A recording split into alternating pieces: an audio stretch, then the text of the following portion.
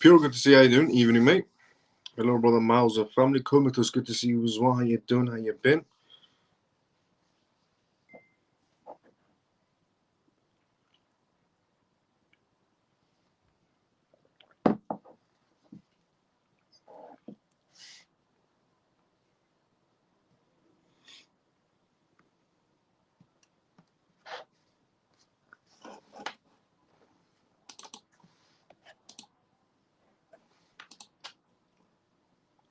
Dennis, good to see you as well. How you doing? How you been? Also, thank you so much to everyone that's retweeting and liking the live show right now. Pablo, thanks so much for liking and retweeting the live show as well.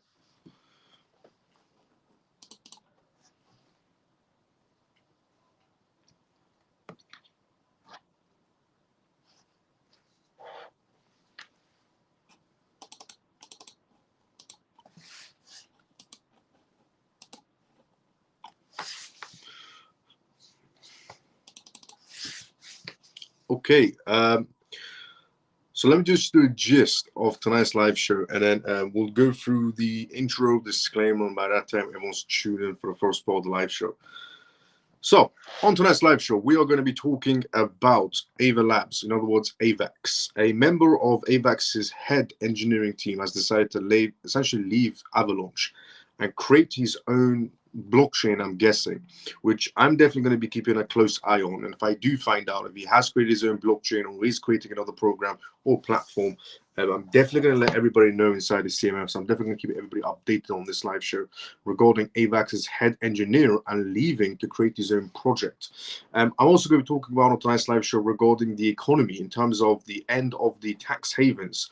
The G20 summit is coming up, and they're going to be discussing some things regarding tax cuts, regarding tax evasions, and regarding some cryptocurrency and blockchain as well. So we're going to talk about what's going to be happening in the G20 summit on tonight's live show. We're also going to be talking about a new platform that's launched essentially on the XRP ledger, which David Schwartz is also very bullish on, and which is essentially called Hummingbot 2.0, which has just launched on the XRP ledger. We're going to talk about what is this Hummingbot and how can it essentially help the XRP ledger, and why is David Schwartz so bullish about it. We're also going to talk about tonight's live show regarding Hong Kong legislators. So yesterday, essentially, Donald Trump revealed that Bitcoin should be the reserve asset of the United States, and the United States should be buying a lot of Bitcoin and so on. And then we have Senator Luminous coming out and saying essentially the exact same words. The US should be buying, Bitcoin for reserves assets. And now we have Hong Kong also maybe looking into the ideology of using Bitcoin as a reserve asset. They actually said, in terms of what Donald Trump said, has actually got Hong Kong thinking about it as well. So maybe they could essentially be putting it as a reserve asset as well. But not only Hong Kong, Tron, the founder of essentially, Justin Sun, the founder of Tron, is also urging China to listen to what Donald Trump said on regarding making essentially Bitcoin a reserve asset for the United States. So not only do we have the United States looking for essentially Bitcoin to make it a reserve asset, so is Hong Kong, and so is China apparently now. So we're going to go through that perspective. We're also going to be talking about Edward Snowden on tonight's live show as well, the NSA member that left the United States and flee the country to essentially Russia. He was also a member of the Bitcoin conference. We have a confirmation of what he exactly said at the Bitcoin conference, Edward Snowden. I'll be telling you what he exactly said once we go through that article on tonight's live show.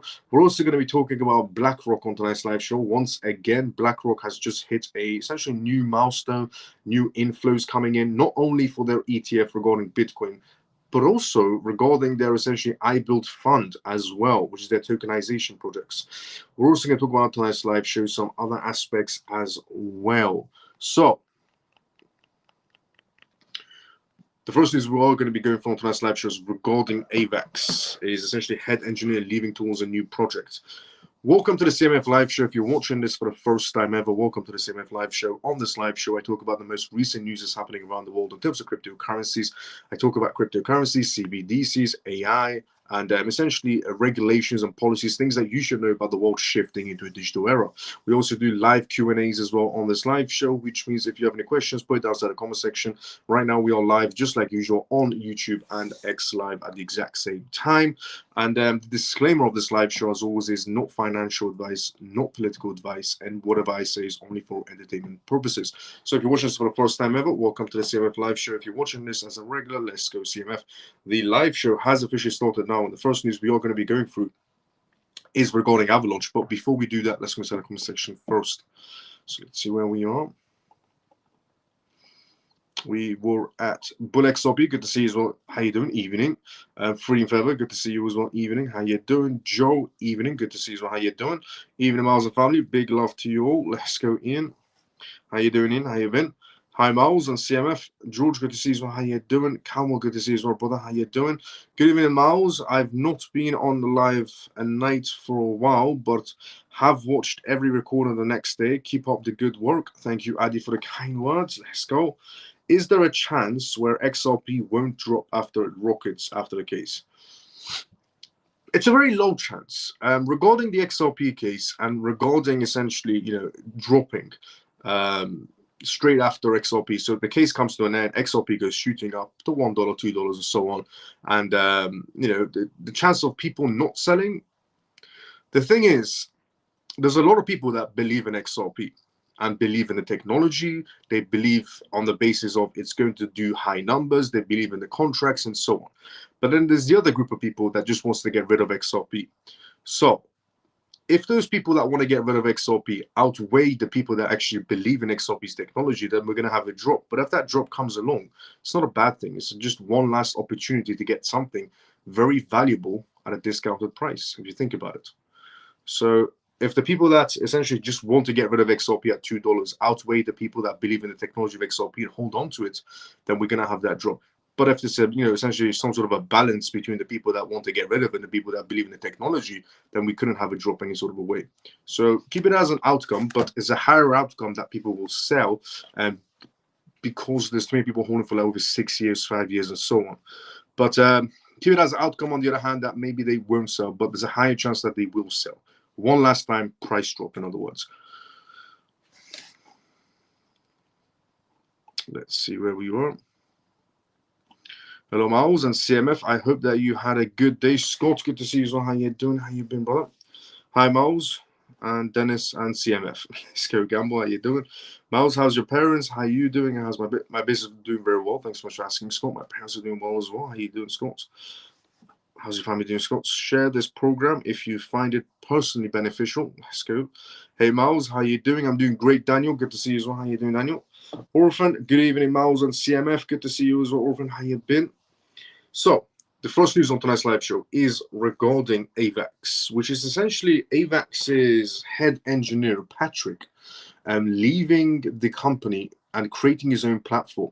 Why is this interesting? Well, because Patrick is the same guy that essentially propelled Avalanche to new heights.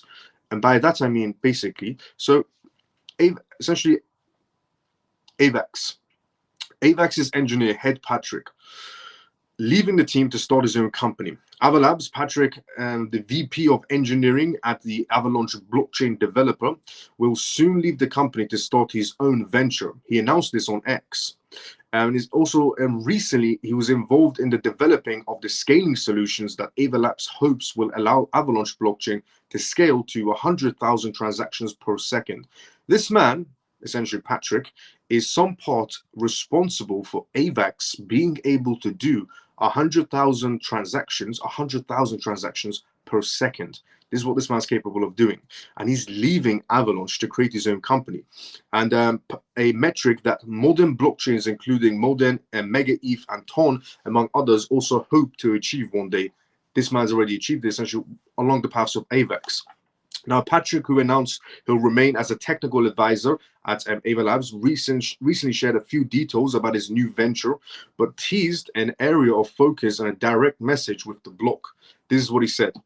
Application developers should be well equipped with open and preformed frameworks that can supercharge any on-chain experience with unique combinations of things like networking, storage, and consensus. The most popular applications on the web today are unrelating in their quest for differentiated performance and efficiencies as a means to deliver more valuable to their users. I am confident that most popular applications of on-chain age will get ahead by doing the same. I look forward to continuing to contribute to the internet we all believe in. I'll see you on chain, said Patrick, wrote on his last announcement. This is quite important because if Patrick is the man responsible for propelling AVAX to new heights, and now Patrick is going to be going on his own new adventure and is most likely going to be related to blockchain, and somewhere down the line, Patrick's new company is going to come out with a token, it's definitely one to keep an eye out on. I'm definitely essentially keeping an eye out on Patrick's movements inside the blockchain space because he's a very intelligent person. He's a person that helped AVAX propel to 100,000 essentially transactions per second. So he's definitely capable of coming out with new ideas, not only coming up with them, but also essentially advancing them. So if he does genuinely venture out into a new blockchain of his own company and comes out with a token, it's definitely to consider research purposes wise. And if you want to go for it, not financial advice in any sort of a way, but I'm personally definitely going to keep an eye out on Patrick. He's capable of creating something amazing, which essentially something amazing equals to money. Now, the next news we're going to be talking about tonight's live show is regarding the economy, which is the G20 summit that's going to be coming up. I'm going to be telling you essentially things that essentially going to be discussed in the G20 summit regarding tax. The main topic of the G20 summit is blockchain, CBDCs essentially, and tax purposes. But before we go through that, let's go inside the comment section first. Even Miles of CMF, Manny, good to see you. How you doing? How you been? I'm doing okay, and so is my family. Let's go, Scott. David, good to see you. How you doing? Good evening, Miles of CMF. Peg, good to see you as well. How you doing? Hi, Miles. For some reason, it didn't let me comment. That's a bit weird, but I can see a comment now. Good day, Miles and CMF. Mike, good to see you as well. How you doing? How you been? So, regarding the G20 summit, the end of tax havens for the super rich. The G20 takes action. This is apparently what's going to be happening in G20 summit, where they're going to be putting massive taxes on wealthy people. The G20 finance ministers meeting in Rio de Janeiro took a symbolic step by committing essentially to cooperate to more effectively tax the super rich.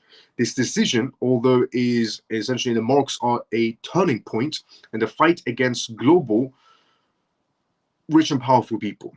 Now, for the first time in history, the G20 officially recognizes the need to reform taxation of the wealthiest. This position reflects awareness of the harmful effects of how much differences there is between people in terms of wealth nowadays. The ministers emphasize the negative impacts of these disparities on the economy and growth and socialness. The declaration adopted in Rio commits member countries to cooperate to ensure that very wealthy people are effectively taxed.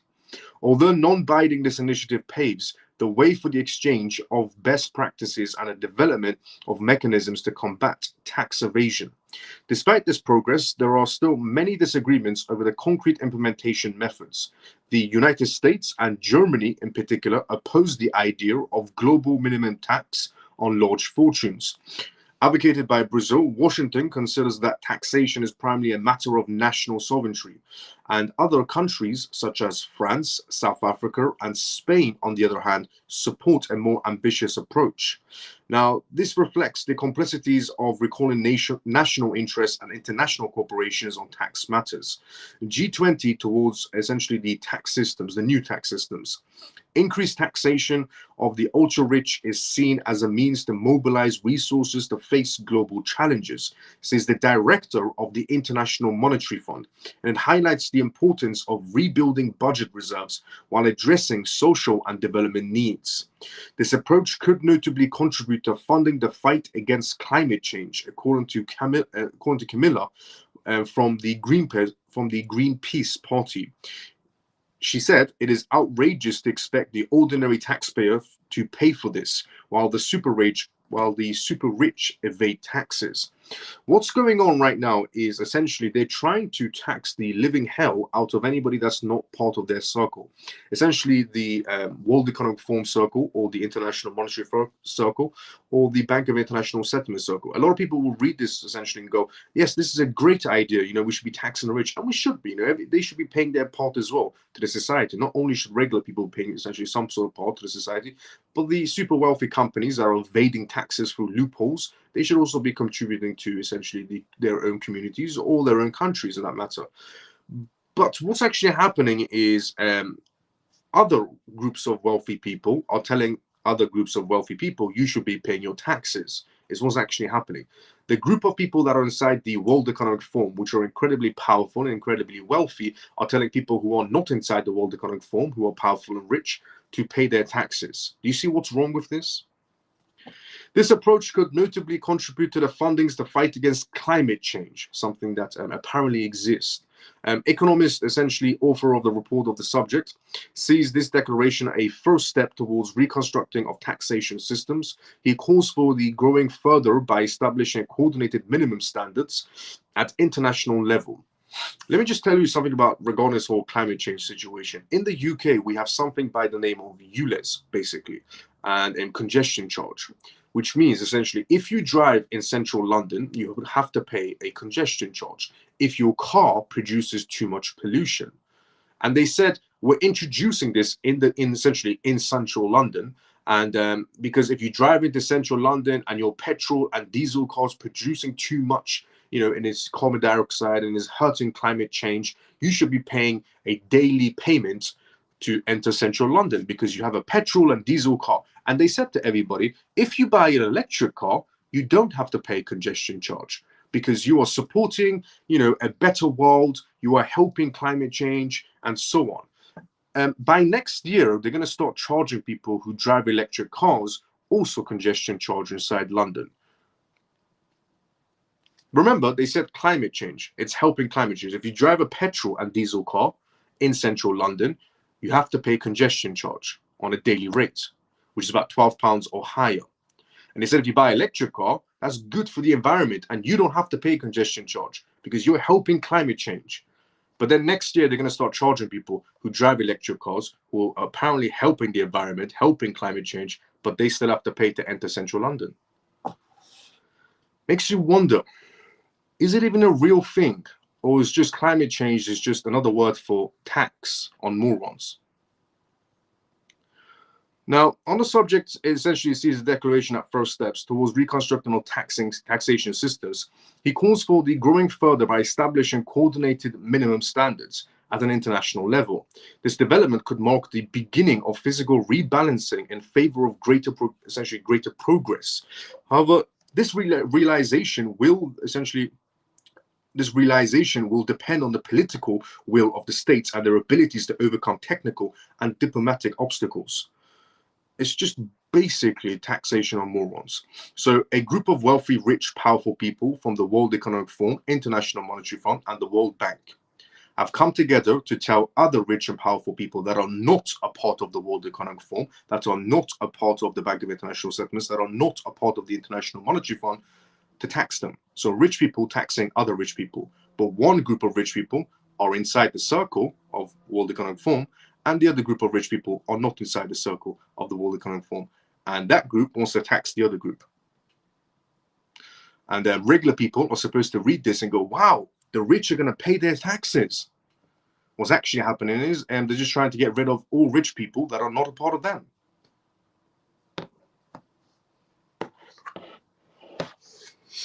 Honestly.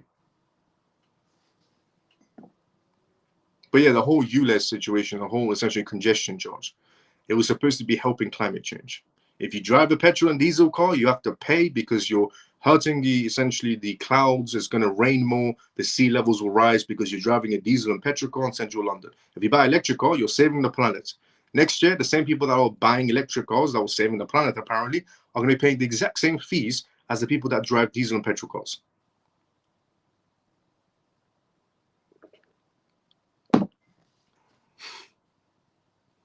So The next news on tonight's live show is, that was the G20 summit and what was discussed around it.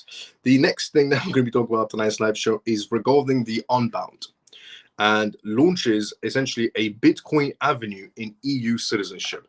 If you are looking for a, essentially, this is the next topic we're going to talk about tonight's live show. Before we talk about it, we're going to go inside the comment section first. But just to give you the gist, if you want to live essentially in a crypto friendly country, or you want to live in a country that's going to give you some sort of citizenship because of your cryptocurrencies, you can actually live apparently now in Portugal. They've opened their doors to anybody that has a certain amount of Bitcoin in their portfolios. But if I tell you more about that, let's go inside the comment section first. Before we go through that, let me see where we were. We were at, I love the Tangent. Let's go Tangent Wallet. Let's go. He's a smart man, Patrick. Definitely. Greetings, Miles. Lena, good to see you as well. How you doing? I love Tangent Wallet. Let's go, Scott. Tangent Wallet is an absolutely amazing wallet, to be fair. Ian, yep. We used to call climate change seasons. Used to call climate change seasons, which is true, which is basically what it is. That's all crap. Yep. Hi, Miles, the CMF. Someone good to see you as well. How you doing? Yes. They make it up as they go along, Miles. Truth, pretty much. I hate the now my social credit score has gone down 600, and now I can't go on holiday for 6 years. Whoa. X didn't allow me to comment and move to YouTube to watch the live show. Oh. No freedom of speech, pretty much. So, Portugal. Portugal is now accepting any citizens that want to live in Portugal, gets passports, full-on citizenship, if you have a certain amount of Bitcoin. So, Unbound launches a Bitcoin avenue to EU citizenship. A new private equity fund will let overseas investors earn Portuguese and European Union citizenship by indirectly investing in Bitcoin. The project's co-founder and CEO said, Unbound Fund touts itself as the first Web3 fund to participate in Portugal's Golden Visa program, which allows foreigners who invest a minimum of 500,000 euros or about $544,000 in local companies or assets to gain residency status and EU citizenship without living in the country. Golden Visa programs grew in popularity during the COVID-19 pandemic, but have raised concerns about the security and money laundering and drawn criticism from driving housing prices up in Portugal. In 2023, Portuguese officials announced plans to scrap their program entirely before choosing to continue it with the real estate investments excluded. Participating funds are required to keep at least 60% of their portfolios in Portuguese companies. To comply essentially with the Unbound Fund, will transfer investments to domestic special purpose vehicles under the joint supervision of fund manager Green One Capital and fund advisor Unbound Capital co-founder and essentially CEO. So basically there's a loophole inside of essentially Portugal's laws where this company is essentially abusing this loophole to get people into Portugal, get them citizenship if you have a certain amount of Bitcoin. So how they're essentially doing is like this. The SPVs will then purchase Bitcoin ETF shares through BlackRock rather than buying and holding BTC directly. So if you want to live in Portugal, you would just have to go to this company in Portugal and then purchase Bitcoin through this company, where this company will buy it through BlackRock, use it as a loophole to give you Portuguese citizenship. Now, a lot of countries around the world are actually offering some sort of citizenship for cryptocurrency essentially users, not just for people who are holding Bitcoin. For example, El Salvador is offering the exact same thing. Puerto Rico is essentially looking into it as well. Brazil is looking into it as well. Greece is offering some sort of services to blockchain service providers.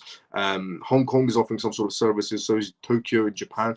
And so is essentially Dubai. They're offering some sort of services as well to blockchain users. Now, Unbound investors must each buy shares worth at least 500,000 euros using fiat currencies. And he added that the fund's operations will be subject to independent audits and that Bitcoin price fluctuations will not affect investors' golden visa eligibilities, even if the value of their investment drops below 500,000 euros. So if they do purchase 500,000 euros worth of essentially BlackRock's Bitcoin ETF for you, the price of Bitcoin drops, it doesn't really matter. You still have your citizenship. Unbound registered as a private equity fund with the Portuguese Securities Market Commission. Pablo said that the funds is labeled as authorized in the agency's online database, although it is currently listed as inactive, but it is getting activated very soon. In an email to Decrypt, the CMVM press officer of Portugal acknowledged that setting up the fund under the terms of asset management regime depended on the prior communications made to the CMVM, and said that the fund would operate under the agency's supervision. However, she added that the funds was not subject to a formal act of authorization by CMVM, and the eligibility of the fund's investments for the Golden Visa program would be determined by essentially competent authority responsible for granting golden visas, and which is not the CMVM. Now, the Office of the Administration's the Golden Visa Program, the Portuguese Agency for Integration, Migration and Asylum, did not respond to requests for comments by the time of publication of this article, but Patricia, the CEO of Investment Migrations Global Citizen Solutions, told Decrypt that the eligibility of the funds that indirectly invest into Bitcoin ETFs, or gold for the Golden Visa program will depend upon the AIMA's review analysis over time. She added that her firm has 35 Portuguese Golden Visas funds in its portfolio, covering a range of investments, and she said that she's aware of another crypto fund that is about to launch as well. So there's a lot of essentially crypto funds launching in Portugal. This is not the first one that's going to be doing this, but more are going to be popping out of Portugal. So Portugal is becoming a blockchain crypto friendly essentially country by the looks of it. Now, Unbound's lawyers, Lisbon-based essentially law firms, provided the fund with legal essentially opinions assenting to the fund's eligibilities. The visa's eligibility requirements for Unbound investors are no different than they would be in any other fund. The Golden Visa process requires a proof of investments, biometric screenings, among other things. Obtaining citizenship comes with its own essentially in conclusions, including a clean criminal record and passing a basic language test. Portuguese Golden Visa holders must hold their investments for 5 years to become eligible for citizenships. So you can't sell your Bitcoins for 5 years if you want to become a citizen of Portugal, during which they must spend at least 14 days every 2 years in the country of Portugal.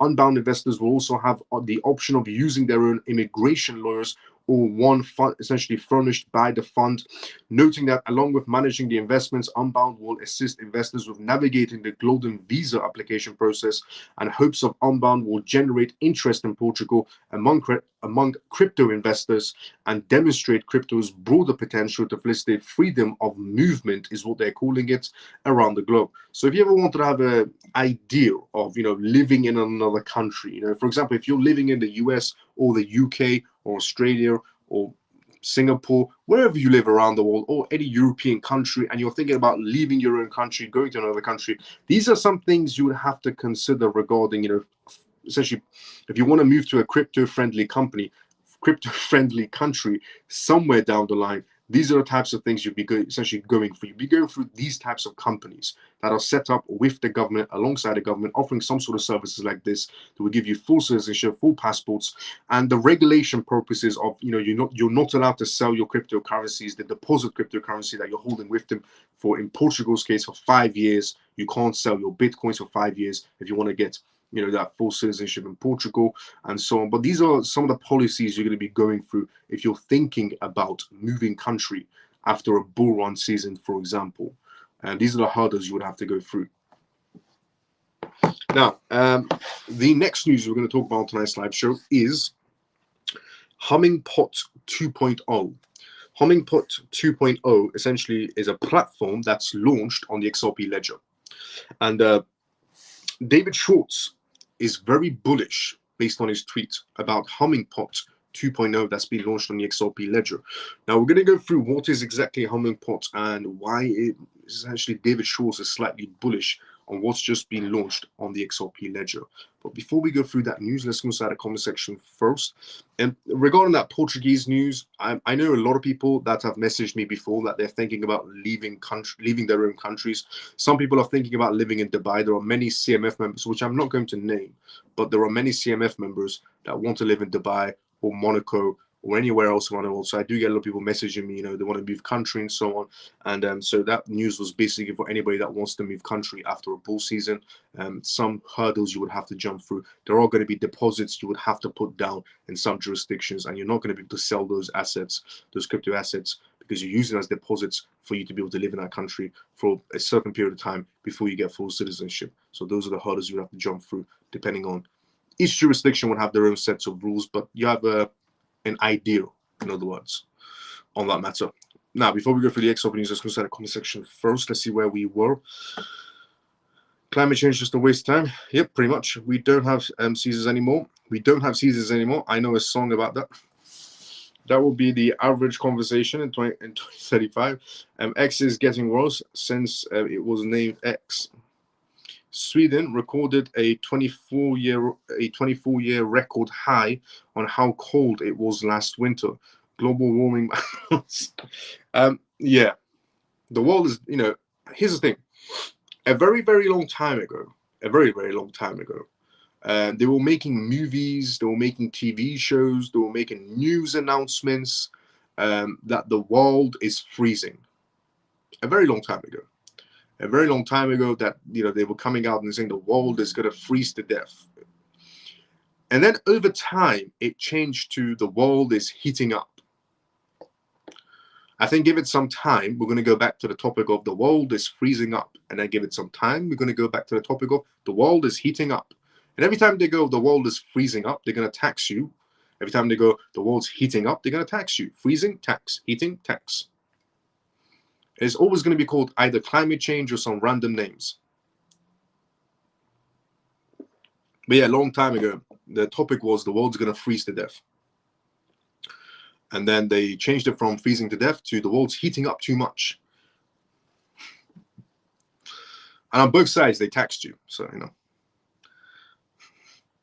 But yeah, regarding Sweden recorded a 24-year record high on how cold it was last winter. Global warming my arse is what counts. We had a joy, we had fun, we had seasons in the sun. Is that the song?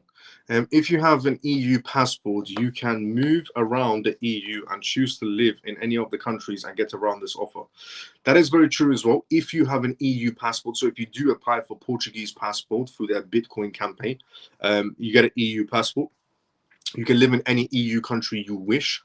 Miles, I used to refill airliners.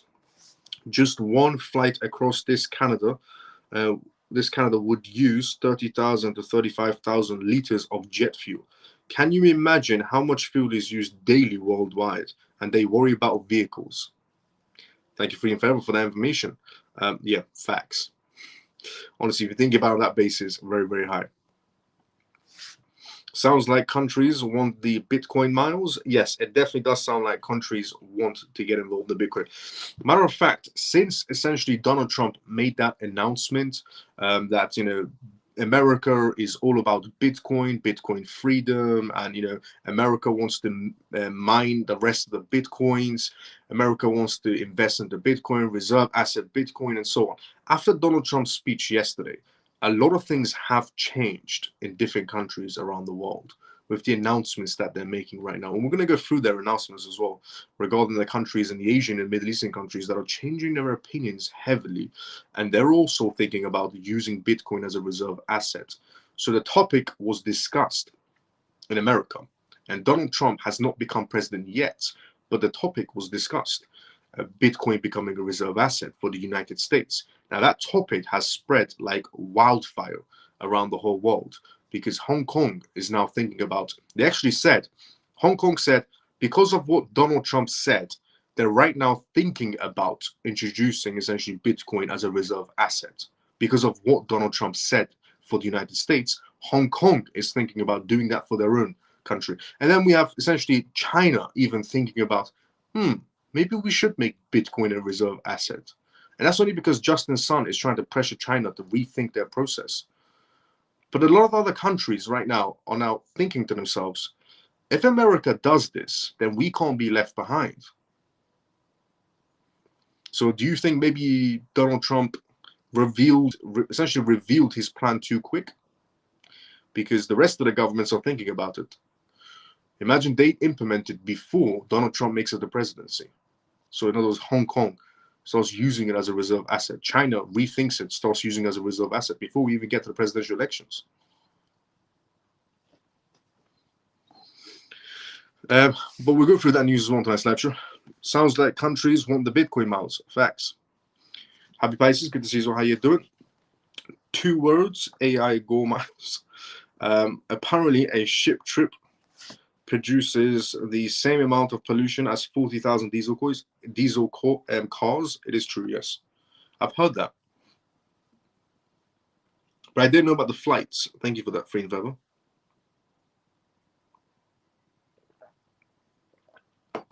Trump is ahead of the curve, Miles. By the looks of it. I mean, other countries are definitely listening to him. So, Humming Pot 2.0 launches on the XRP ledger. Is the next news to go from tonight's live show. Humming Pot 2.0, a popular platform for automated crypto trading and market making, has unveiled its latest update, version 2.0. This new update introduces a new connector to the XRP ledger.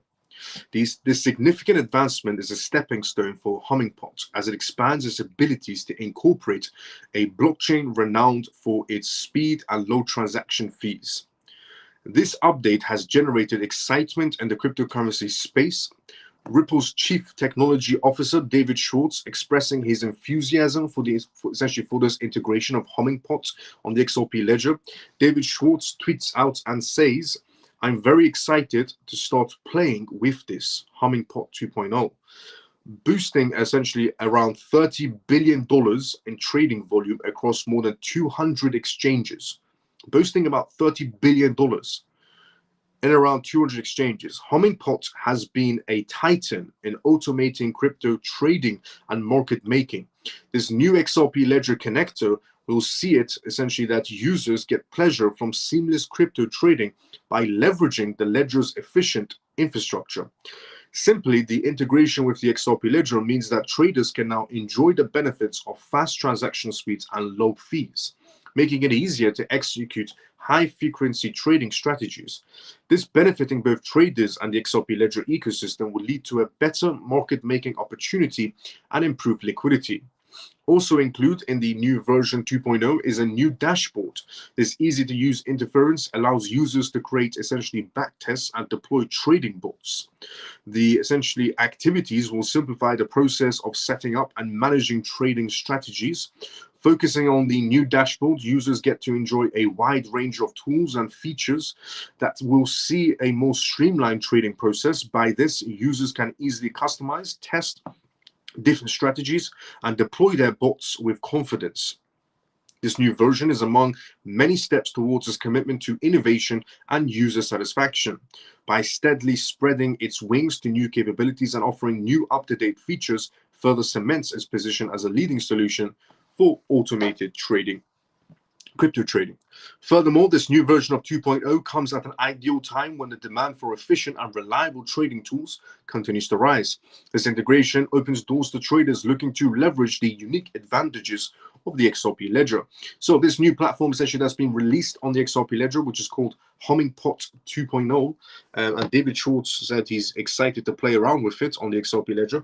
And essentially, it's an automated trading bot that will essentially trade for you. In other words, if you like the idea of a bot trading for you, executing trades and so on, and XRP being so high in terms of speed and low costs, it's not a bad idea, but it's not something that I would go for regarding trading bots. I get asked all the time, what is a good trading bot?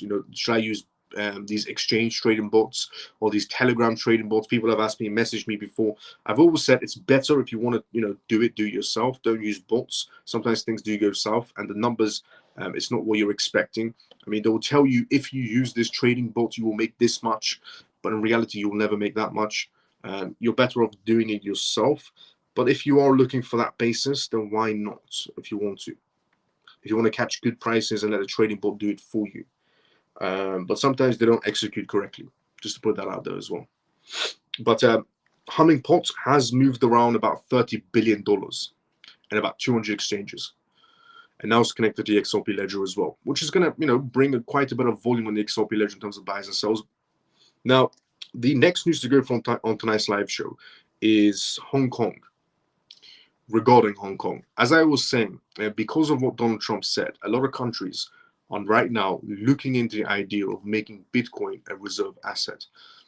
And with America and Donald Trump announcing it so soon before the presidency even comes up, Hong Kong is right now thinking about maybe making Bitcoin a reserve asset for Hong Kong before the United States even implements it, before Donald Trump even makes it the presidency and implements his idea of Bitcoin becoming a reserve asset.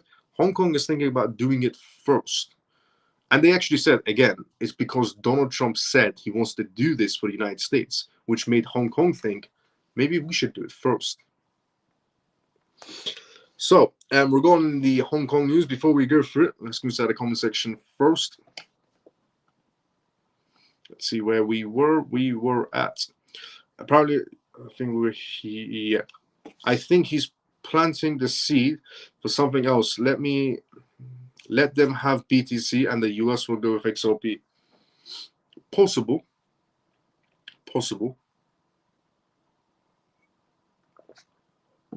Regarding what JP said, it is possible. Donald Trump tried to put all eyes on Bitcoin, and then for the United States to focus on another key area inside the blockchain space, which is the financial parts. It's possible. It's an outcome, definitely. I won't gamble and sell off everything after the case, but it is worth risking 10% of my bag on a rebuy when the prices drop. Why not? If you want to go for it, Camel. What's going on with Trump? Is it election or something?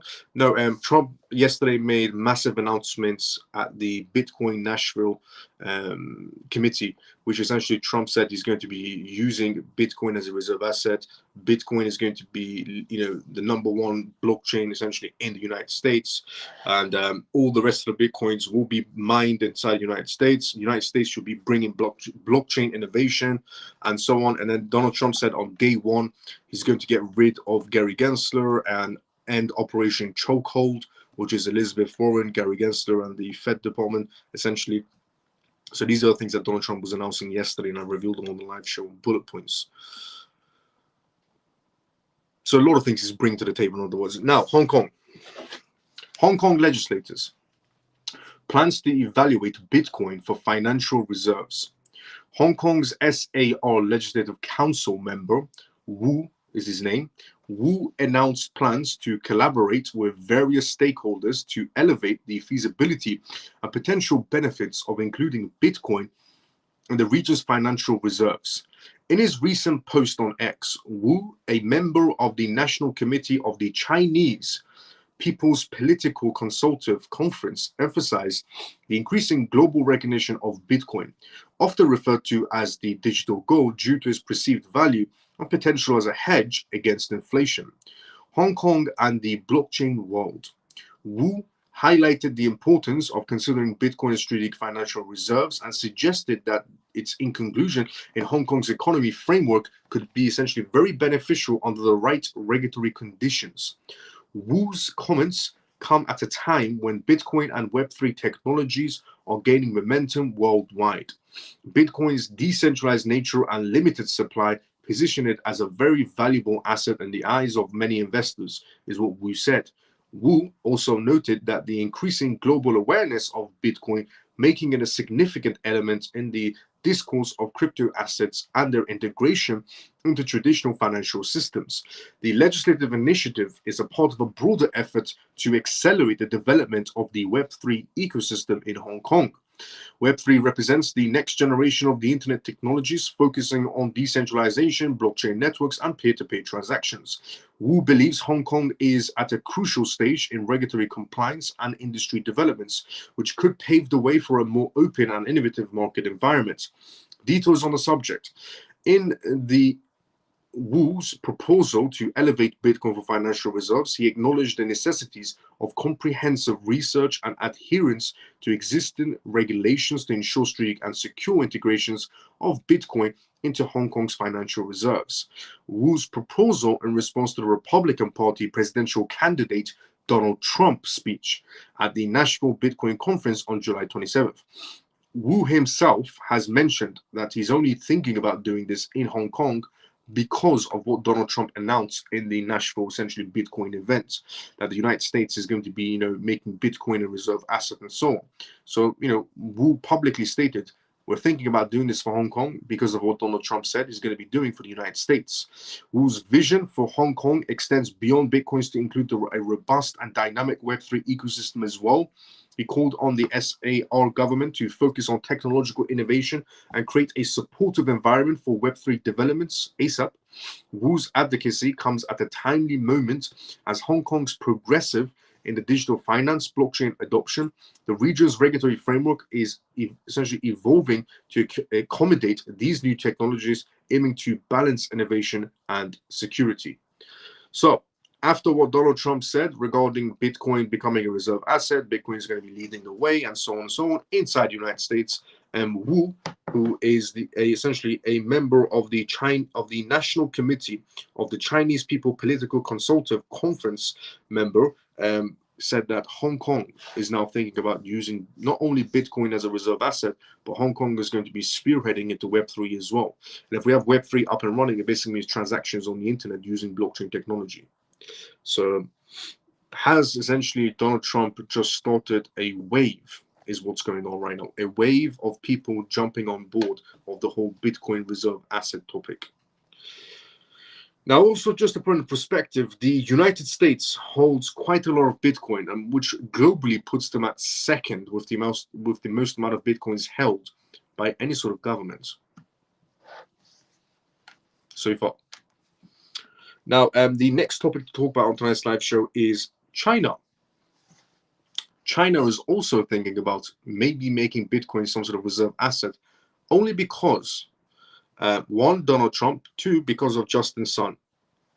Justin Sun right now is urging China to rethink their entire strategy about Bitcoin because of what Donald Trump announced, of what he's going to be doing for the United States. So there is something happening in terms of politics where the wheels are turning and everybody now wants to become a part of the scene only because of what Donald Trump said. A lot of countries are now thinking about changing their strategies and spearheading towards targets, mainly because of what Donald Trump said. Now, before we go through that, let's go inside the comment section first.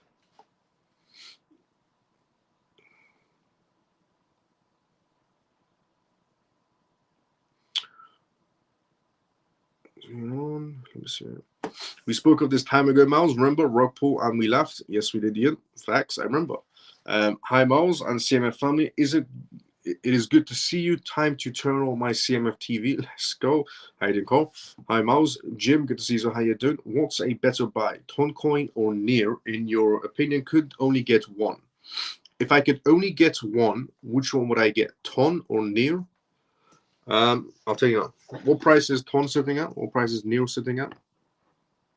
Look, they're both great projects. I mean, Near is definitely going to be used in the financial systems and data perspectives, Web3 perspectives, but mainly inside the Asian countries. Ton is going to be essentially used on a worldwide basis. Near also as well, but Ton mainly because of Telegram on the worldwide basis. Let's see where the price points are at. Ton is sitting around £5. Let me see it to you in dollars, not British pounds. So Ton is sitting around $6.59, and Near is sitting around $5.04. Okay, let me see Near's charts, because they're both great projects. To be fairly honest, if you go for either one, you're good. However, there is one thing that Ton has that Near doesn't have, and that's 900 million users. That's because of Telegram.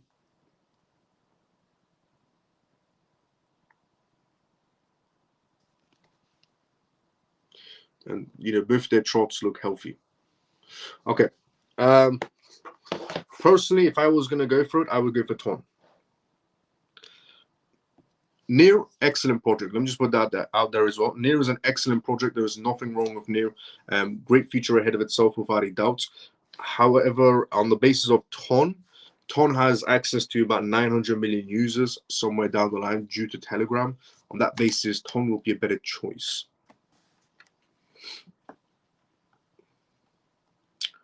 I do actually think global warming is true. It used to snow around Christmas in London most years as I was growing up, and it never does now.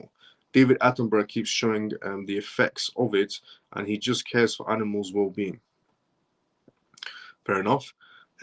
It is not strange all these countries are jumping to Bitcoin and they don't know who is behind it. Is it not strange all these countries are jumping into Bitcoin and they don't know who is behind it? Interesting question on regarding these countries don't know who it is and they're jumping behind Bitcoin. Okay. Nothing in this world happens by accident, as I've always said before. Nothing in this world happens by coincidence on a large scale. You know, if something happens on a small scale, it doesn't make it in the news. Yes, you know, some sort of a coincidence, you know, accidental coincidence or so on. But something that's as large scale as Bitcoin, as large scale as blockchain technology, it's not accidental. Blockchain is not accidental. It just didn't come out of nowhere and so on. And the way it was set up as well regarding, you know, the 2008 crash, and Bitcoin comes along the way to go against inflation, hedge against inflation and so on. And then you have the Bank of International Settlements for PDF documents from the 1980s regarding eCash 1 and eCash 2 and blockchain technology. It's from the 1980s, so that's coming from the Bank of International Settlements and a public PDF documents. So nothing in this world happens by accident. On the basis of, is it not strange that all these countries are jumping into Bitcoin and they don't know who's behind it? I think they do know very clearly who's behind it, and the whole, you know, the entire show is rigged. It's just understanding how rigged and how far it is. Nothing happens by accident in this world, you know, on the basis of genuinely nothing, major scale, nothing happens by accident. Everything's pretty much planned. I mean, COVID was planned on the basis of everybody jumping to running away from cash. Why would governments want people essentially getting away from cash during COVID? And what happened during COVID? Not only did people move away from cash, but everybody jumped into the crypto scene during COVID times as well. There were so many people during COVID inside of the crypto space that have never been inside the crypto space before. Not only that, but the data does show that people moved away from cash because they thought cash carries germs. Genuinely speaking, they thought cash during COVID carries germs. So people stopped using cash and started using debit cards, credit cards, Apple Pay, Google Pay, Samsung Pay. And in Germany, till this day, there's a research done that people thought, you know, cash still carries germs since COVID.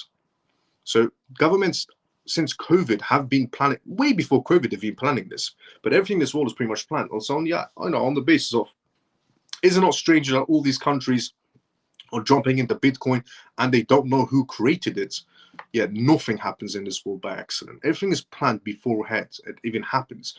The idea of governments are surprised about blockchain, you know, governments are surprised about Bitcoin, or governments are surprised by it. Governments aren't surprised. They never get surprised. They're the ones that plan everything to happen. Banks, centralized banks and governments, they're the ones, essentially, World Economic Forum don't get surprised. International Monetary Fund don't get surprised. Bank of International Settlements don't get surprised. They run the show. So on the basis of, you know, is it not strange all these countries don't know who runs the show, but they're all jumping on? They know who runs the show, and who runs the show is them. They want everybody to get used to the idea of using blockchain technology. So when we do shift over to CBDCs and then offline CBDCs, or first offline CBDCs and then actual CBDCs, they want people to get used to the system. They made everybody move away from cash. Why would they make purposefully everybody move away from cash during COVID? And then raise the prices because of the Russian and Ukraine war and blame everything on Putin and say, oh, you know, your mortgage is too high because of Putin. Your gas is too high because of Putin. Your electrics are too high because of Putin. They started COVID and shifted everybody away from cash on purpose. The data is there to prove it, of how many people were using cash before COVID, how many people are using cash after COVID. And because people thought it carries germs. So they purposefully moved everybody away from cash and got everybody involved in blockchain during COVID. There were so many people in crypto during COVID times, and so many people lost money in crypto during COVID times. But everybody got used to some sort of crypto ideas, how to use a wallet, how to send a payment, how to receive a crypto payment, and so on. And that just stuck with everybody moving forward. And then now, they're trying to oppress essentially cryptocurrencies, or they're trying to. And for everybody that kept on saying crypto is going to go away, I always knew crypto was never going to go away. There's so much proof and evidence and factual documentation, not opinions. I don't give an S about opinions. I care about PDF documentations that are in the Bank of International Settlements from the 1980s, from the 1990s, from the year 2000s, of talking about some sort of blockchain technology. Nothing's a surprise in this world. Everything is planned, due process to happen. In the World Economic Forum, they said in the World Economic Forum that COVID passports was the first step of people essentially getting, essentially used to the idea of, to see how easy people adapt to, this whole digital identity. A COVID passport was the first step to get people used to the idea of a digital identity in a digital world. What was announced in the World Economic Forum? And then the Bill Gates Melinda Foundation also building CBDC wallets alongside social credit systems. They said it was actually the first steps to see how people would like the idea of having a digital identity. Everything is just the first step. Everything is planned. Blockchain is planned in this world. Nothing's a surprise. And the people are in control. The people are never in control. They will make you think that you are in control, that, blockchain is for the people and you are in control, but you're never in control. The whole game is just rigged. But it's just understanding how far it's rigged and how you can benefit from, this system. But nothing's a surprise. The Bank of International Settlements don't get surprised. The International Monetary Fund don't get surprised. The World Economic Forum don't get surprised. But do you know what they're very good at doing? Pretending they get surprised.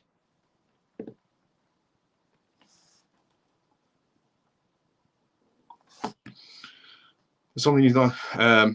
Honestly, and I, on that basis, I'm not saying you don't know that. You might know this with XRP, but the ideology of, they don't know who's behind it and they're just jumping on blindsided. No, crypto was never going to go away because it was planned to happen since COVID. The first steps essentially the first steps of going into a digital world started from COVID times.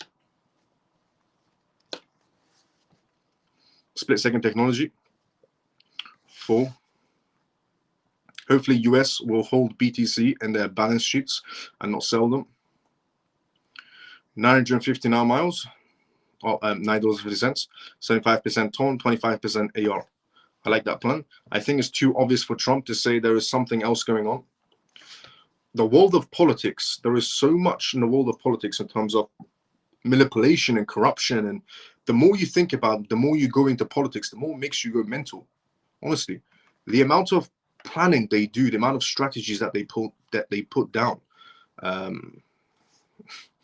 I hope David Attenborough likes camels too. Let's go Sack. Sack, good to see you. How you doing? I think they all control the weather miles. They do with seeding. It's been proven. I think it's too obvious for Trump. Yep. Nice one, Ian. Low. This has been planned for decades. Exactly, for decades. But the first steps were taken in COVID times. Why are there so many dumb XRP haters who don't understand business? Why are there so many dumb XRP haters who don't understand business? The reason why so many people hate XRP is because those people are impatient and they want to make things happen now. And the people that always want to, things now will never make it too far in life. They can make, go for other assets and make some quick money, but quick money won't last. And a lot of people don't realize this until it's too late. If you've ever experienced quick money, for a fact, quick money does not last. But if you understand the game of patience and you understand the game of reading documentations and understanding what's the bigger plan, and some people don't either have the, essentially life skills or the brain IQ for that. And that's why there's so many XRP haters, because they want things now. They want money now. And quick money will never last. If you've experienced quick money, you would understand. But if you understand the game of patience, it's a better game. Because not only does it build character, but it also, when you get to the end result, you're going to have a pile of money. They helped him cross the desert. Well explained. Thanks. Let's go, Bill XRP. Nice to see you here, Sack. That's why we love camels. Cheers, mate. Let's go, Sack. Can you please talk about backdoor of different type of wallets, cold wallets, calls, etc., just to know your opinion? The backdoor of different type of wallets. Carl, elaborate regarding backdoor. And what sort of reference are you referring to? The amount of the amount of companies that are out there in terms of Ledger and essentially Tangent and so on, or are you talking about in terms of their privacy and security issues? Yes, the only way they really spread COVID was not cash, but in vaccines. Facts. Which cold wallet got a secure backdoor? As in which cold wallet has a secure backdoor? Tangent. In my opinion, Tangent is extremely secure. As a wallet, Tangent is extremely secure. Ledger is also good as well. They have obviously had their issues in the past, but they've resolved them and they're a lot more better. Also, Ledger has introduced a new wallet as well, and so is Tangent. Tangent has introduced a new key wallet, which is essentially an NFC ring, where instead of carrying a card, you can just tap your ring on your phone. And then you can get access to your wallet. And then Ledger is not only coming out with the Ledger stacks that I pre-ordered a very long time ago, which is, by the way, apparently going to be shipped soon, but they've also, Ledger has introduced another Ledger, which is a cheaper version of the Ledger stacks, if anybody wants to get that as well. But I would say Tangent, Ledger, they're both safe to go, definitely. Because if Ledger has resolved their issues from the past and Tangent has never been compromised. Hello, CMF. Grumpy, good to see you. How you doing? I'm building up a portfolio for my little girl. Suggest me 10 coins the dollar cost average into every week. Okay, it's good to see, Zach, that you're looking out for your family and you're looking out for your daughter. 10 coins to dollar cost average into every week in terms of research purposes. Easy choices. XRP, XLM, XDC. If you get dollar cost average into it. XRP, XLM, XDC. Also go for ton, because you're going to dollar cost average into it. So go for ton. Go for AVAX. Go for LAT.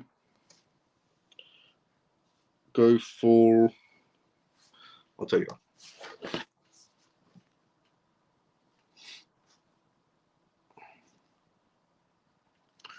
Okay, the coins you should go for on that basis, XRP, XDC, XLM, TON, AVAX, Link, NEAR,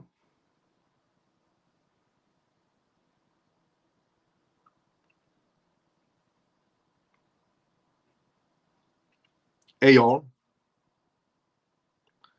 File,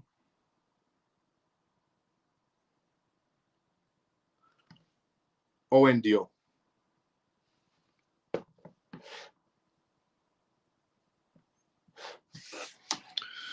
Now, good to see you as well, Grumpy. How you doing? We've never been in control, Miles, as much as they let us be. What do you think about KuCoin, Zamon, and Tangent? Okay, regarding the Zoom wallets, essentially for what's called Zamon now for the XRP Ledger, it's a good wallet. It's secure, in my opinion. And what do I think about KuCoin as an exchange? I've never had any issues with KuCoin, is what I would say. I've never had any personal issues with KuCoin. And Tangent, excellent wallet, without a doubt. Excellent wallet. Late, but made it. Evening, CMF. Sample, good to see you. How you doing? You just described me in 2 minutes, Miles. Beautifully said, Miles. Let's go, Ian. How do we know? How do we know we're on the right Ledger website? So many fakes. Fair point. Happy Pisces. Happy Pisces. I will send you the correct website for Ledger on Telegram. I'll direct message you and send you the correct website for Ledger. Thanks, Miles, for your explanation. No problem, Carl. I saw a review of the stacks, of the stack. It looks nice. Yeah, for the Ledger stacks, I'm in. So I pre-ordered my Ledger stacks. Jesus, about 2.5 years, I think, ago. All right, let me see if I have access to my email here. So I ordered my Ledger stacks. Let me see if I have access to my email. But the one I ordered, I do. Okay, good. The one I ordered my Ledger stacks from, it's here. Is the email here? Yes, it is. Okay, brilliant. Okay, So the last email I received from Ledger. So if anybody ordered the Ledger stacks, which you had to pre-order it, the Ledger stacks about 2 years ago. Katie from Introducer Ledger Stacks, browser 5, okay. Oh, the new Ledger that they released is called Ledger Flex, which is the cheaper version of what I brought. So I brought the expensive version, which, by the way, when I pre-ordered the Ledger Stacks, it was going for $250. Now the Ledger Stacks, for anybody else to buy it, it's around 300 and something, I think I'm not mistaken. But they said I'm in batch. They said my Ledger Stacks is batch number 3 in terms of orders. They said they're going to be ordering mine in, there we go, see, batch number 3. I found the email.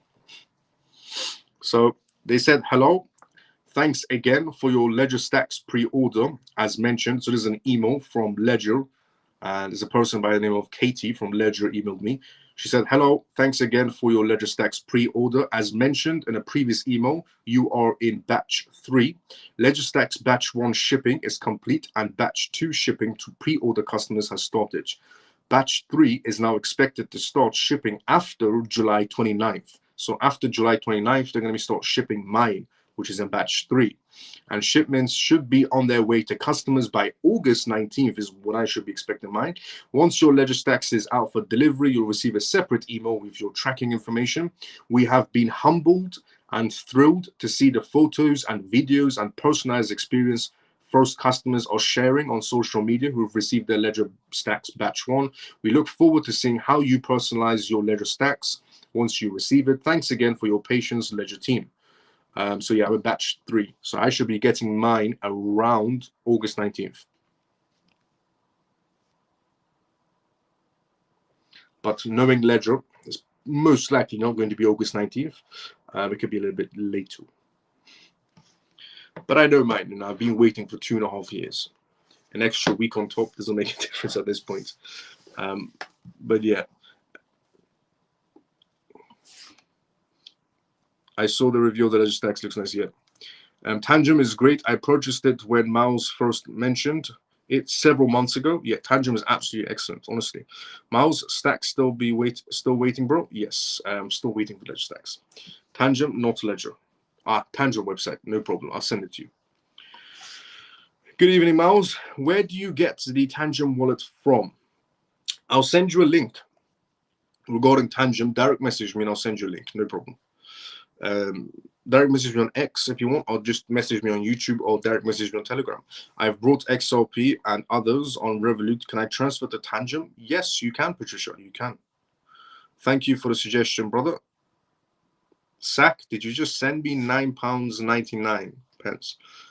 Sack, thank you for the donation. I didn't even know I had the capabilities of donations on YouTube.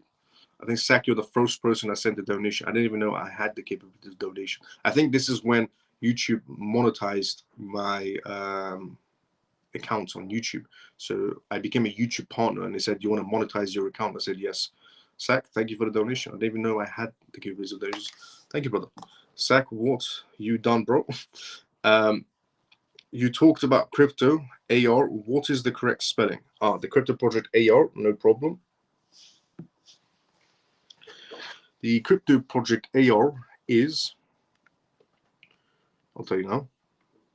So AR, I'm going to tell you the full name essentially, and what essentially ranking of it is right now. AR's ranking right now is at, there we go.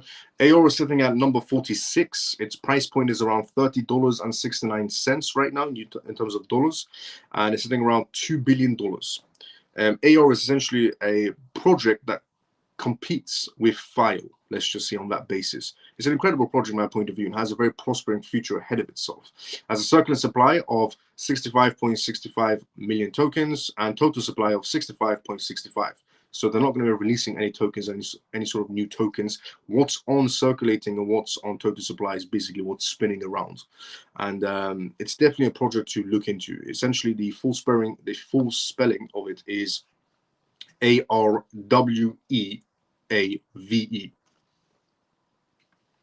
It's sitting at number 46 on CMC. Great project.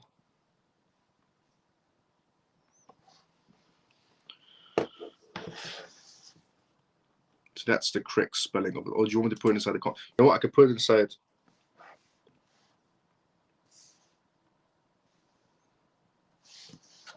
I forgot that sometimes I do have the capabilities to type. So it is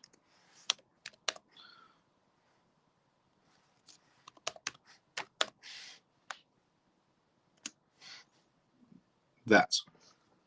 What I just typed in. Thanks, got it. No problem, Carl.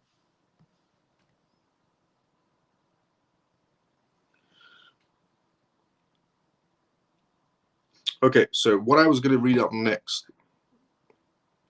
What I was going to read out next was regarding China, which is essentially China going towards Bitcoin as a reserve asset as well. A pressure coming from Justin Sun, the founder of Tron.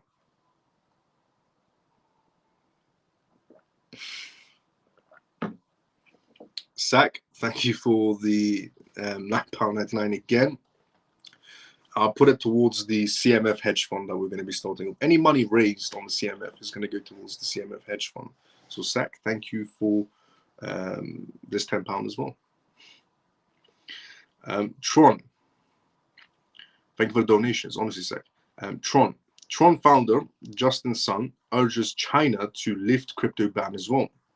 Tron founder Justin Sun has urged China to follow in the next steps of the US and embrace cryptocurrencies through friendly policies. The outspoken crypto Mongol commented essentially comes after presidential aspirant Donald Trump advanced his pro-crypto campaign in the 2024 Bitcoin conference in Nashville and vowed not to let China dominate the burgeoning global digital asset industry. It is true, Trump saying he doesn't want to let China dominate the blockchain industry and so on. And Trump said the US should be in charge. And on those bases, Justin Sun has turned around and said to China, look, Donald Trump said you should not be in charge. And Justin Sun is saying, I think China should be in charge. And is trying to pressure China to use Bitcoin as a reserve asset. Since President Trump pushed for Bitcoin, US policies have warned China should make further progress in this area. Competition between China and the US in Bitcoin policy will benefit the entire industry, Sun wrote, Justin Sun. He said China's broadening its crypto clampdown in 2021 when the People's Bank of China declared all digital assets related transactions illegal and made it clear that exchanges are no longer welcome to do businesses in the country. Earlier this month, Justin Sun implied that China was poised to flip on this stance following his legal victory against essentially the business media groups. The court found that the media groups' claims of Justice Sun being suspected of insider trading and being investigated by the FBI to be entirely unsustainable. Now, terming it very important, Justin Sun said the legal victory was a big win for the industry because cryptocurrency has no longer been seen as a gray area in China. According to Justin Sun, the Chinese court gave some legitimacy to cryptocurrencies. It is true, there was essentially a small and medium-sized court battle in China regarding cryptocurrencies. A province in China, a judge in a province in China, gave the benefit to cryptocurrencies instead of going against it. And since then, there have been some things happening in China in terms of a pro-crypto stance instead of going against it.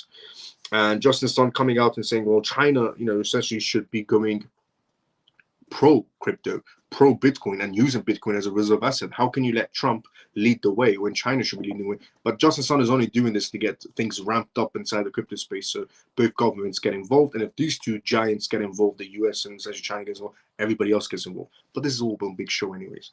But yeah, this is basically what's going on. Since Donald Trump's speech, everybody else is revamped.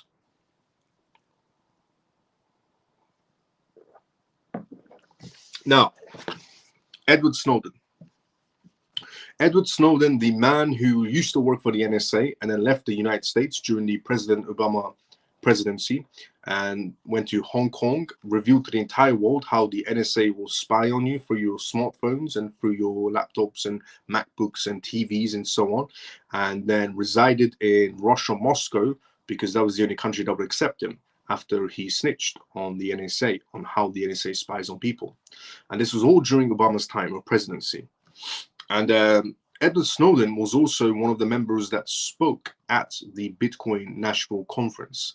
And Edward Snowden is a very intelligent person with a lot of background in terms of security when it comes to online basis. So this is Edward Snowden's perspective. We've heard Trump's perspective at the Bitcoin National event. We've heard Cynthia Lubinis's perspective at the Bitcoin National event. This is Edward Snowden, a previous NSA member. Now, that essentially lives in Russia, Moscow, and does not come to the United States. Otherwise, he will be arrested for treason. So Edward Snowden attends the Bitcoin conference through Zoom, criticizes BTC. He's taken a different approach. So at the Bitcoin 2024 conference, renowned journalist Edward Snowden gave a powerful speech, highlighting the pitfalls of political dependence and privacy concerns surrounding Bitcoin. So everybody at the Bitcoin conference was praising how excellent Bitcoin is and so on, and how it should be used. But the former CIA and NSA employee urged people to get involved in voting, but warned against blindly following political ideologies. Edward Snowden also expressed significant concerns about Bitcoin's privacy issues. He stated that Bitcoin transactions are not anonymous and can be traced to individuals, because a lot of people will tell you that Bitcoin is anonymous and they can never find out who you are if you use Bitcoin transactions, which is just absolute BS. I've said this before as well.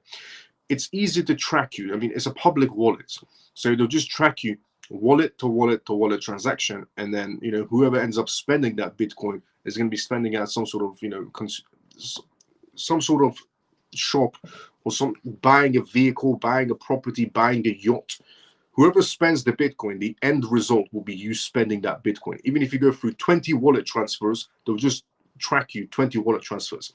When it comes to the end result, you're going to buy a yacht, you're going to buy a house, you're going to buy a car, you're going to pay for something. And the moment you pay for something is when you get caught on this is your wallet. So yes, obviously nothing is anonymous. And if anybody tells you Bitcoin is anonymous, it's not. The end result will be you spending that Bitcoin. Even if you transfer to 100, you transfer that Bitcoin to 1,000 different wallets, it will be tracked wallet to wallet. And the end result will be you buying a house, you buying a car, you paying for a vacation, you buying a boat. But whatever you buy is when you essentially alert everybody, it's me. So yes, it's not anonymous in any sort of way if anybody tells you this. It's just common sense at that basis. So Edward Snowden also expressed significant concerns about Bitcoin's privacy issues. He stated that Bitcoin transactions are not anonymous and can be traced to individuals, which pose a risk to personal privacy. Despite the common misconception that Bitcoin transfers offer complete, essentially autonomy, in reality, they don't. Edward Snowden explained that most transactions can be linked through various entry and exit points, such as exchanges that comply with regulatory requirements as well, which is true. If you transfer that, essentially that Bitcoin to an exchange, the exchange knows you as well. The exchange works for governments now. They know what you read. This is what Edward Snowden said. So this is for anybody that out there that thinks just because they're using blockchain, they're going against the system. As I said previously, blockchain is a part of the system. Blockchain was always a part of the system. They pretend it's not a part of the system. So this is what Edward Snowden said.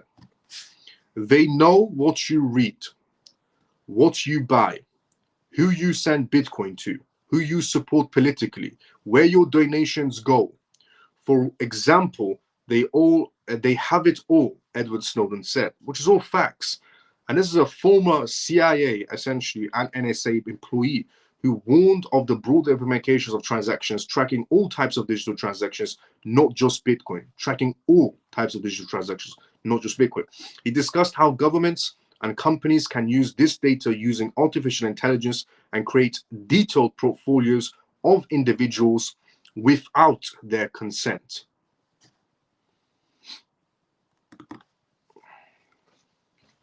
And this comes from Edward Snowden.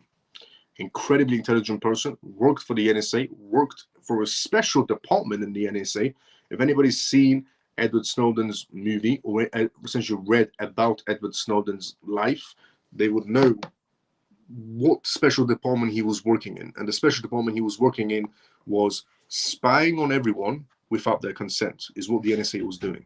And Edward Snowden wanted to reveal this to the whole world, so he fled the country to Hong Kong, revealed it to news people, and then fled the country of Hong Kong because he was going to be hunted down and to Moscow. And then he resided in Moscow because no country would accept him because he betrayed the NSA and the United States. No country would accept him, so he lives now in Moscow. And he can't leave. If he leaves, they'll be after him. So, yeah, this is coming from Edward Snowden.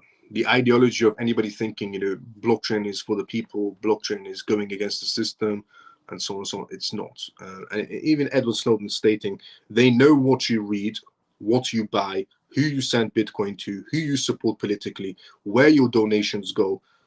For example, they have it all, Edward Snowden said. And then he also said that how governments and he discussed how governments and companies can use this data using artificial intelligence and create detailed profiles, essentially profiles of individuals without their consents, is what's basically going on. But again, as I said previously, how you can benefit from all of this manipulation and corruption is, if you can't beat them, join them. XRP. Now, before we go for the next news, which is regarding BlackRock, BlackRock's Bitcoin ETFs hitting new inflows. Before we go through that news, let's go to the comment section first.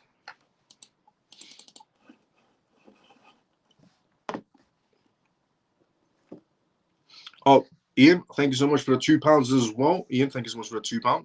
Anybody that's donating during this live show, I just put it towards the CMF hedge fund. Ian, thank you so much for the £2 as well. When can we expect a turn in crypto's price range? We're not that far off from a price range is actually change happening, is what I would say. Things are brewing is what's happening right now. Wow, we can give to the CMF hedge fund this way. I think people, Miles, am I right, brother? Yes, you can. Any money raised on any live shows, any sponsors, it's all going towards the CMF hedge fund. Hello, Miles and CMF. I'm very late today. Just got home from an event. Let's go, Denise. How you doing? If they want, they got you, Miles. If they want you, they got you, Miles. Facts. Now, BlackRock. BlackRock Bitcoin ETF hits $523 million in inflows. Sets 4-month high. BlackRock's spot Bitcoin ETF has recently seen a remarkable increase in investor interest, with significant inflows recorded. In contrast, Grayscale's newly converted Ethereum trust experienced outflows, as I previously explained. However, overall, Ethereum investment funds managed to stay positive in their territory for the time being. Several factors are driving this renowned interest. Firstly, the potential for essentially a clearer regulatory frameworks and greater acceptance of Bitcoin ETFs in mainstream financial markets offers institutional investors a more accessible way to gain Bitcoin exposure without the complexities of direct acquisitions. Secondly, macroeconomics factors such as concerns about inflations and geopolitical tensions are pushing investors towards Bitcoin as a hedge fund essentially as a hedge against traditional market uncertainties. This is the reason they're saying essentially BlackRock is climbing the ladders in terms of their Bitcoin ETF. Asset manager Brian provided on these market movements, highlighting the contrasting trends in investors' behaviors towards Bitcoin and Ethereum funds BlackRock's Bitcoin ETF. Now, on essentially BlackRock's iShares Bitcoin Trust ETF IBIT, it experienced a significant inflows of $523 million, marking the largest single-day addition in the past 4 months. This substantial inflow indicates a renowned confidence in Bitcoin, increasing the fund's total assets to 333,000 individual Bitcoins right now, essentially BlackRock holds. This surge reflects a growing enthusiasm in the cryptocurrency market, particularly for Bitcoin, which is often considered the gold standard among digital assets. Bitcoin as a street reserve asset, Brian says. Brian, an asset manager, has proposed that Bitcoin could become a street reserve asset for the United States government. He highlighted that the U.S. Department of Justice currently holds 200,000 Bitcoins, making it the second largest holder of Bitcoin globally. The US Department of Justice holds roughly about 200,000 Bitcoins, which makes it essentially the largest holder of Bitcoin globally, second ranking. And also, Brian suggests that transferring these holdings to the US Treasury could be a strategic move, enabling the nation to secure a valuable digital asset for the long term. This proposal raises important questions about the potential role of cryptocurrencies at the government level. If the US were to officially recognize Bitcoin as a reserve asset, it could lead to a broader acceptance and integration of cryptocurrencies within the global financial system. Such a move might also encourage other countries to adapt similar strategies, potentially contributing to a more stabilized and regulated cryptocurrency market. Obviously, as I said previously, Bitcoin ETFs are not only good for Bitcoin, but it's also good in general for cryptocurrencies as an acceptance rate, which is what I've said before multiple times and is what's also been repeated by Brian, the asset manager. Now, in summary, evolving dynamics in Bitcoin and Ethereum ETFs, and recent developments in Bitcoin and Ethereum ETFs reveal a dynamic, evolving market landscape. BlackRock's substantial inflows into Bitcoin ETFs underscores a confidence in Bitcoin in terms of investors. Meanwhile, Ethereum ETFs present a mixed but positive performance, reflecting ongoing investor interest despite some fluctuations, mainly due to grayscale. Expert opinions suggest that Bitcoin could potentially play a more prominent role at a national level, possibly reshaping how cryptocurrencies are viewed and integrated within the financial ecosystem. As the market continues to evolve, staying informed and making decisions based on reliable information will be crucial for investors. So once again, BlackRock reaching new heights, doing massive inflows on a daily basis, and bringing in $523 million. Reason why BlackRock is once again picking up and doing quite well for itself is also because of what Trump said as well, making the US a Bitcoin essentially capital, a Bitcoin country, and so on. This is showing the interest is coming in from the investors right now, and they're all running towards Bitcoin ETFs. Honestly, if you want to run towards Bitcoin would be my perspective, not to an ETF. But again, ETFs do bring some interest. Money's money at the end of the day. Whatever helps the market space. The intelligent will hold the asset, and the morons will buy the ETF. Either way, it brings them money. Now, not only is BlackRock's essentially ETF doing quite well for itself once again due to Trump's major speech, and BlackRock's iBuild fund, which is their tokenization fund, that's also doing well as well now. BlackRock's iBuild fund accumulates around $11 million in USDC stablecoins from Circle. BlackRock's iBuild BlackRock USD Institutional Digital Liquidity Fund has once again captured essentially noteworthy attention with its massive stablecoin accumulation today. And on-chain insights indicate that the tokenized fund of one of the leading asset managers bagged a whopping $11 million worth of USDC from Circle. The stablecoin giant, the accumulation has set off a flurry of discussions across the broader market, with the iBuild fund address holdings evaluating above $88 million while writing. So let's take a closer look at the fund's latest market stats. BlackRock's iBuild tokenization fund. According to the data revealed by Arkham Intelligence, the BlackRock iBuild fund address received 11 million USDC from Circle Hot Wallet today. This transaction has pushed the total USDC holdings of the address to $88.16 million. Circle is investing into BlackRock's tokenization fund. Meanwhile, the address other holdings, including MOG, Cole, and Shiba Inu, among many other coins. Nevertheless, the lion's share belong to its stablecoin USDC, as the total value of assets held by the address capped to $88.33 million. The USDC accumulation by the fund appears to align with Circle's solicitation of seamless tokenization services to build the investors. Further recent data from Dune Analytics revealed that iBuild holders have spiked in recent days. There's a spike happening in terms of investors on the tokenization fund of BlackRock in the recent days. The number of holders totaled 19 at press time, whereas the USDC redeemable fund was evaluated as $77.40 million. The BlackRock iBuild fund was launched in March this year, showcasing the asset manager's venture into tokenization domain via the Ethereum network. Primarily with the help of Ethereum blockchain, the fund invests into cash, short-term debt, securities, and US Treasury bonds. Meanwhile, it's also worth mentioning that roughly 2 weeks ago, the fund address was recorded as receiving another 11 million USDC from the same Circle hot wallet as well. Also, it's worth mentioning that in light of the recent Ethereum ETF launch, the BlackRock Ethereum wallet received a colossal amounts of Ethereum from Coinbase, another crypto trading giant. So, in the tokenization fund that BlackRock has started since March, Circle has invested twice into it, the company Circle, and Coinbase has also invested into it as well. Not only has Coinbase on Circle invested twice into it, but also ONDO has invested into it as well. Their CEO is doing quite a lot of good movements into it. But honestly, movements is what's actually happening right now. A lot of movements are happening right now.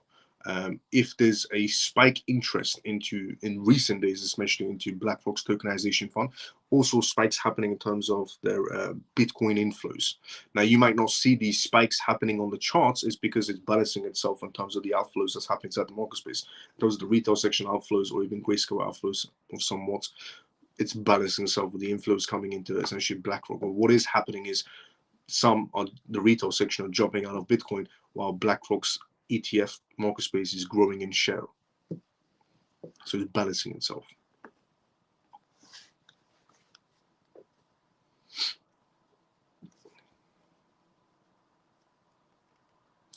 Let's see where we want to start a comment section as well. Hello, Miles and CMF. I'm very late. Just read that one. Where was that? What is the hedge fund? What is the hedge fund? The CMF hedge fund. So, we're going to be building. Jim, are you inside the Telegram group? If you are inside the Telegram group, go and check out what I've put inside the Telegram group. We're creating our own hedge fund in the CMF. This live show is going to be creating its own essentially its own hedge fund. We're going to be our own capital, raising our own capital, essentially going inside the market space, going for real estate, going for startup projects, blockchain projects, AI projects. We're going to have our own hedge fund. We're going to create our own BlackRock, is what's essentially going to be happening. I'm very Tangent. Scott, Tangent is an excellent wallet, without a doubt. Excellent wallet. Let's go, CMF. Ian, let's go. I will, but if you go to the CMF Telegram group, you'll understand what I'm exactly doing and what exactly we're essentially building. I just realized, apologies everyone, I just realized that if I click the CMF live link from Telegram, I cannot comment. Other members might be having the same problem. That's interesting. So if you enter the CMF live show from the Telegram link, you might not be able to comment. So if you enter it directly, you could. Well, sorry if you've already said this. I've jumped in late and I've been in and out the live all evening. Did you talk about Tether jumping on the Ton blockchain? Did I talk about Tether jumping on the Ton blockchain? A very long time ago, yes. So a very long time ago, Tether essentially did jump on the Ton blockchain, and essentially USDT operates on Ton. And USDT actually did very high numbers because of the volume coming in from Ton. And you can also send USDT using Ton's network on Telegram, if that's what you're referring to.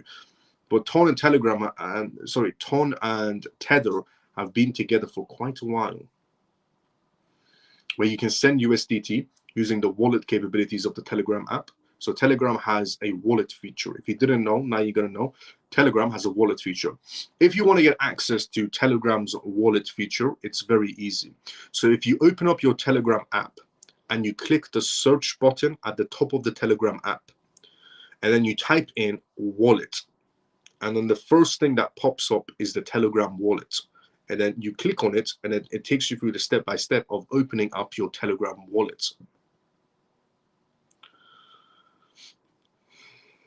Sack, thank you for the £5.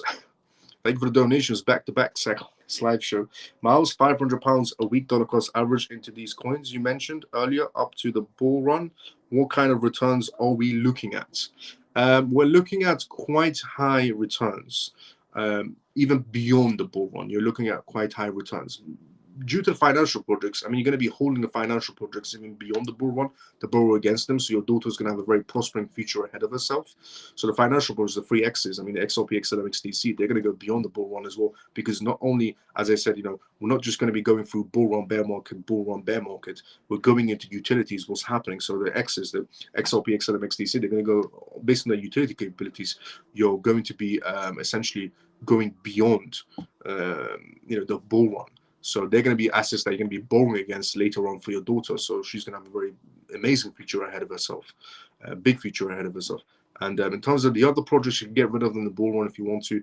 They're going to bring you high numbers, but TON could bring, the longer you hold TON, the higher the number will be, because again, TON has massive utility capabilities as well. One of the projects that I mentioned, due to Telegram, essentially 900 million users coming out of essentially Telegram, 900 million users, which they're eventually going to have access to. The longer TON stays with Telegram, which they will be because Telegram developed TON, the longer they keep on going with each other, the more users from Telegram will start using TON, which means the higher the price point of TON will keep on climbing and will reach that 900 million user base. So again, TON will even create a amazing future for your daughter.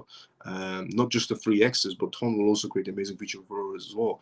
AVAX, beyond the bull run as well, is also going to be creating an amazing future for your daughter as well, because AVAX is being used on a subnet green by JP Morgan, and Citibank, and some other banks as well. So the projects that I've mentioned, they have a good price point in the bull run, but even beyond the bull run, they have a much more bigger future ahead of themselves due to their utility purposes. And because we are shifting into utility, it's not, it's not anymore about bull run, bear market, bull run. We're going into utility. And people got to differentiate themselves regarding, seeing crypto assets as stocks and start seeing crypto assets as utility, which a lot of people inside the crypto space struggle with. Inside the crypto space, they see crypto projects as utility. They see them as stocks for some reason. So yeah, your daughter is going to have an amazing future ahead of herself, even beyond the bull run. Interesting. I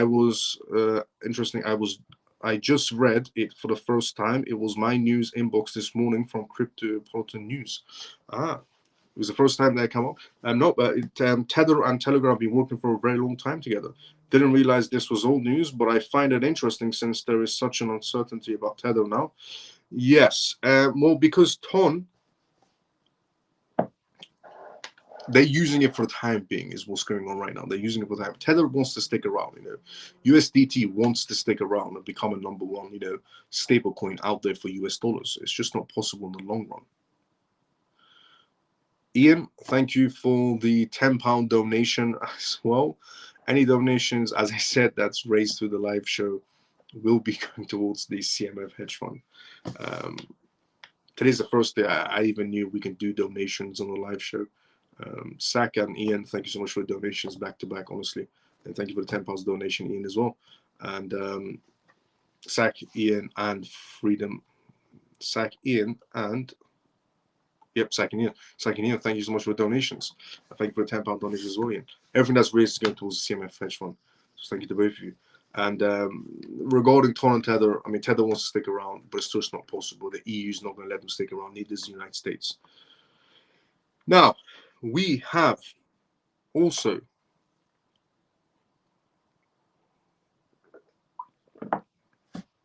essentially came to the endings of tonight's live show as well. And I'm also in conversation with a few sponsors, big names, but the meetings are tomorrow. One of the meetings is tomorrow. One of the meetings is most likely going to be the day after tomorrow. But I'm in conversations with two big names to sponsor this live show.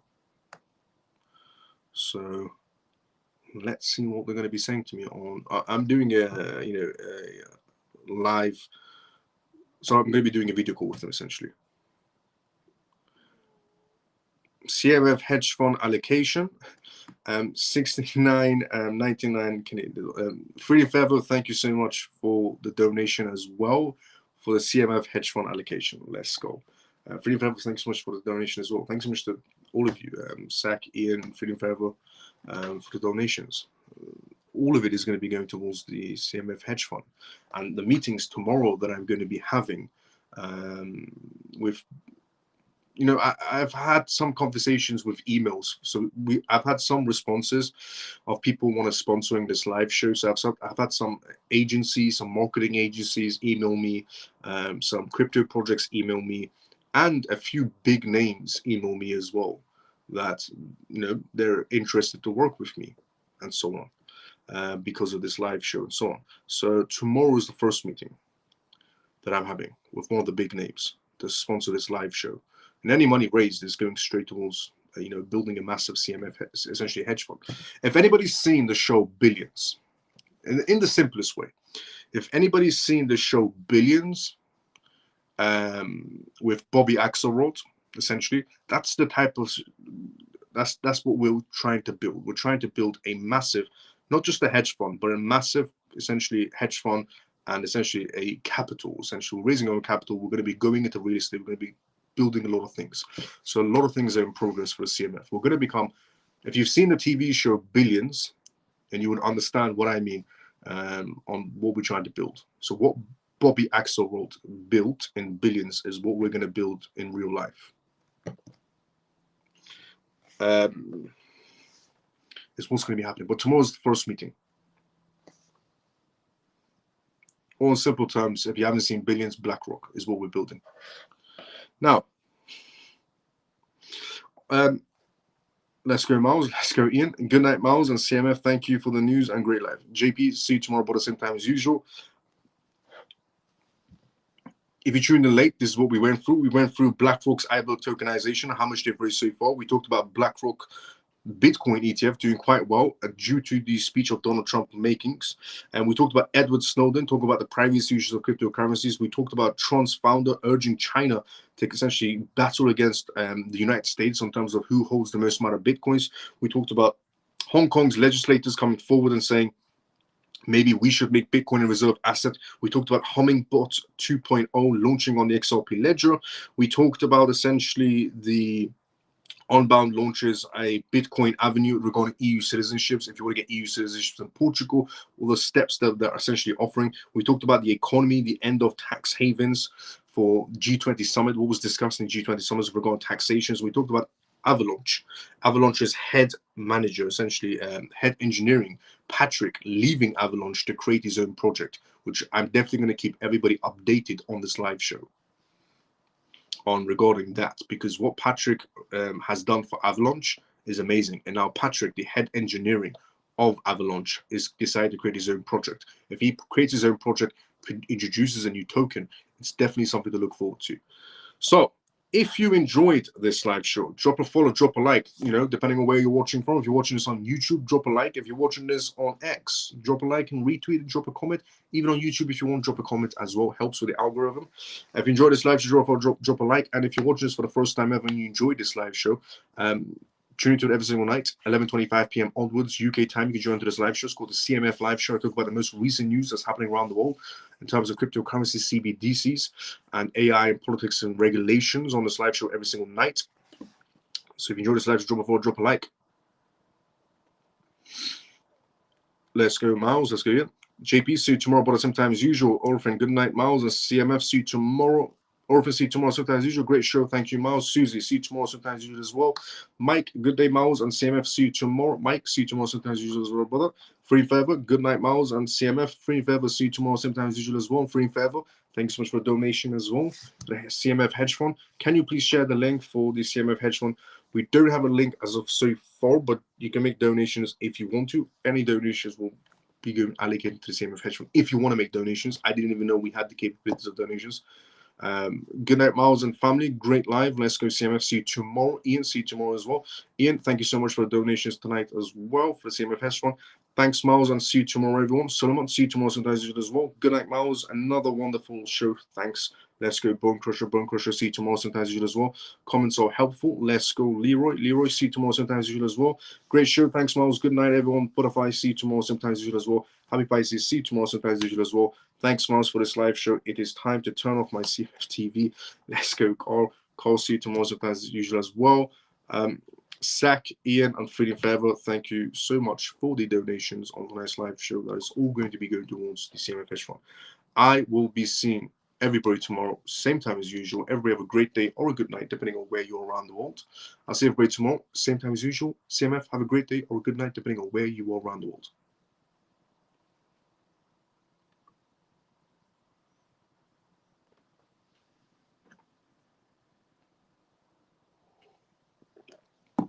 See you tomorrow.